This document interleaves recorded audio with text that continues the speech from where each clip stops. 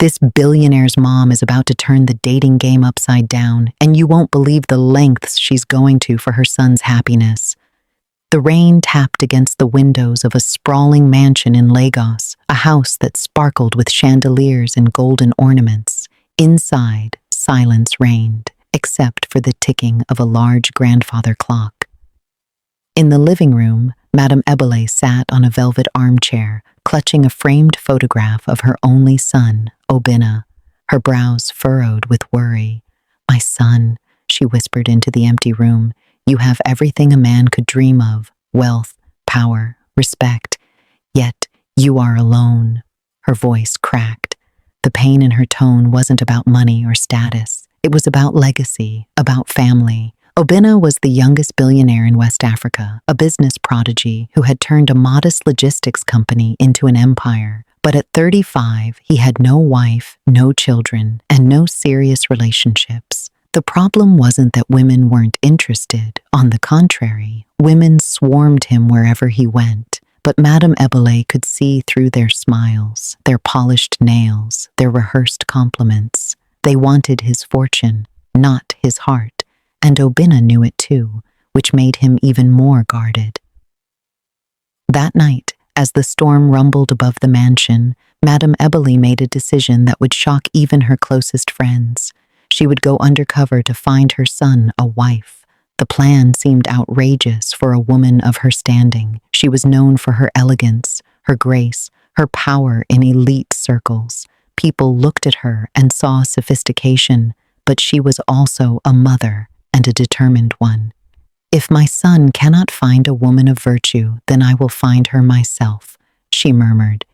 Her preparations were meticulous. For weeks, she studied the habits of younger women. She practiced speaking in casual dialect instead of her polished English accent. She swapped her designer gowns for modest dresses and wrapped her head with colorful scarves. Jewelry that once glistened on her wrists was replaced with simple wooden beads. Even her shoes, once Italian leather, were traded for second-hand sandals bought in the market. To everyone else, she claimed she was traveling abroad for charity work. In truth, her journey was much riskier. She was stepping out of her world of privilege into the everyday streets of Nigeria, hoping to uncover not just a wife, but a woman of character. Her first mission began in the busy Balogan market. She pretended to be a small-time trader, selling vegetables and listening closely to conversations. She studied how young women bargained, who was respectful, who was greedy, who lied. A mother's eyes miss nothing. Some moments amused her. One young woman, dressed in flashy clothes, tried to cheat a tomato seller, haggling so aggressively it bordered on cruelty. Madam Ebele shook her head. "If she can do this for tomatoes, imagine what she'd do with my son's money." At a church youth meeting, she observed others. Some were prayerful but boastful about their ambitions to marry rich. Others gossiped the moment the service ended. She smiled politely, never revealing who she was, always watching, always weighing. But her mission wasn't easy. In a cafe, a group of young women laughed at her plain clothes. One even mocked her, calling her a village auntie pretending to belong. The words stung, but she remained calm. Better to see arrogance now, she thought, than later in my son's home. Days turned into weeks, and though she saw glimpses of kindness here and there, none of the women truly impressed her until she met Chioma. It happened in a small roadside eatery. Madam Ebele sat quietly in a corner when she noticed a young woman nearby. Chioma was simple, dressed in a faded blouse and skirt, her hair tied neatly back. She wasn't flashy, but her smile carried warmth. A hungry child wandered into the eatery, staring longingly at the food.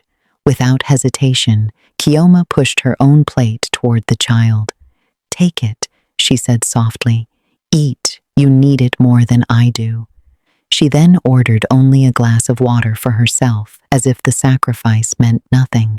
Madam Ebele's heart stirred. She had watched countless women chase money, flaunt their beauty, or boast about their dreams. But here was someone who gave away her meal without expecting applause. For the first time, Madam Ebele felt hope. Could this be the woman destined for her son? Yet, as her heart raced with excitement, a dangerous question crept into her mind. Should she reveal her true identity to Chioma? Or should she remain in disguise and let fate take its course? One path risked exposure, the other risked deception. Either way, the choice she made next could change the future of her son, her family, and perhaps even Chioma's life forever. The evening after meeting Chioma, Madam Ebele couldn't sleep. She lay awake in her grand bedroom, her mind racing. Chioma's kindness replayed in her thoughts again and again, the way she had given up her meal so effortlessly, the way her eyes shone with compassion. For weeks, Ebele had seen only pretense and arrogance, but Chioma was different. Yet with admiration came fear. "What if she discovers who I truly am?" she whispered into the night. "Will she change? Will she see me only as the billionaire's mother and not as the woman sitting across from her?" The next day, Madam Ebele returned to the eatery, disguised as always. She struck up conversation with Chioma, who greeted her warmly. They talked about life, about family, about dreams. Chioma spoke of her students with pride, describing how she often bought notebooks for those who couldn't afford them. "If I can give them a chance," she said, "maybe they'll build a better life than I did." Madam Ebele's chest tightened with emotion.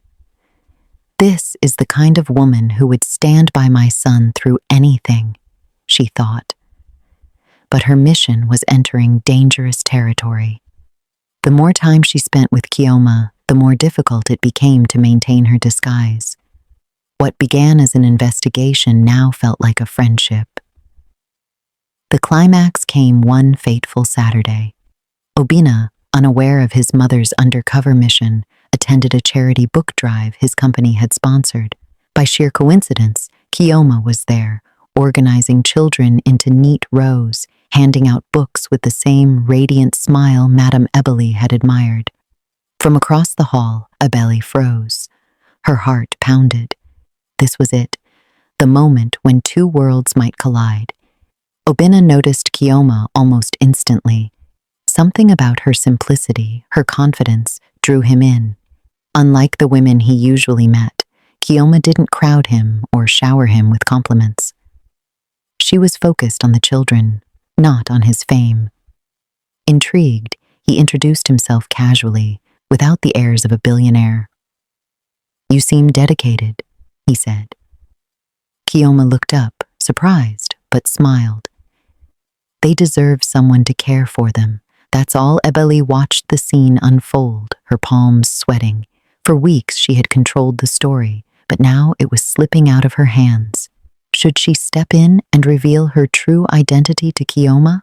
Or should she stay silent and let destiny run its course?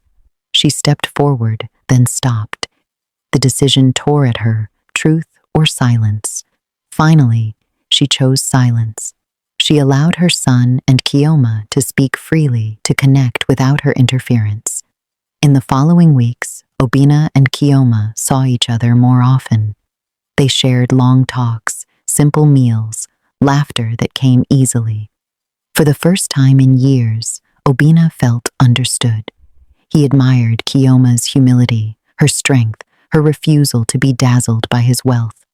But secrets have a way of surfacing.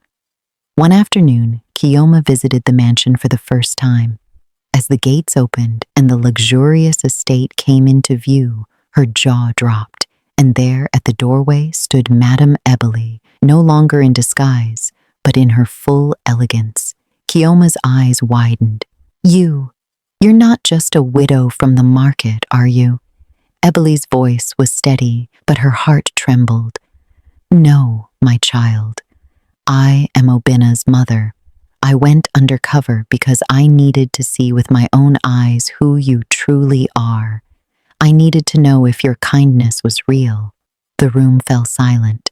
Obinna looked between the two women, confusion flooding his face. "Mother, you did what?" For a moment, Chioma's eyes filled with hurt. She felt betrayed, deceived. Yet as she thought back to her encounters with Madam Ebele, she realized something. The woman had never mocked her, never tested her cruelly. She had only watched, listened, and tried to understand. With a deep breath, Chioma said softly, "I cannot deny that your disguise hurt me, but I also cannot deny that I meant every action I took. My kindness wasn't for show, it is who I am." Obinna's gaze softened. He reached for her hand, silently telling her he believed her. The falling action came quickly. Though their path was not without challenges, Obinna and Chioma continued to grow closer. Madam Ebele, now revealed, stepped back, allowing their bond to flourish naturally. Months later, the mansion was no longer silent. It rang with laughter, with the sound of conversations, with the promise of a future.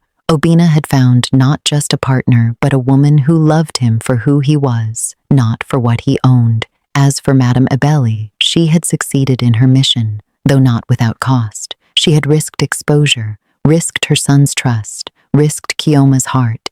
Yet, in the end, she gained a daughter and secured the legacy she so desperately desired. She often smiled when she thought of it. Sometimes, she mused, a mother must step into the shadows to secure her child's light. Obinna and Chioma eventually married, their wedding attended not by flashy celebrities, but by family, children, and those whose lives they had touched. It was simple, yet beautiful, the kind of love story that money could never buy. Should mothers ever go this far for their children? Let's hear from you. If you are interested in more African folktale video, please subscribe to the channel. Thanks for watching.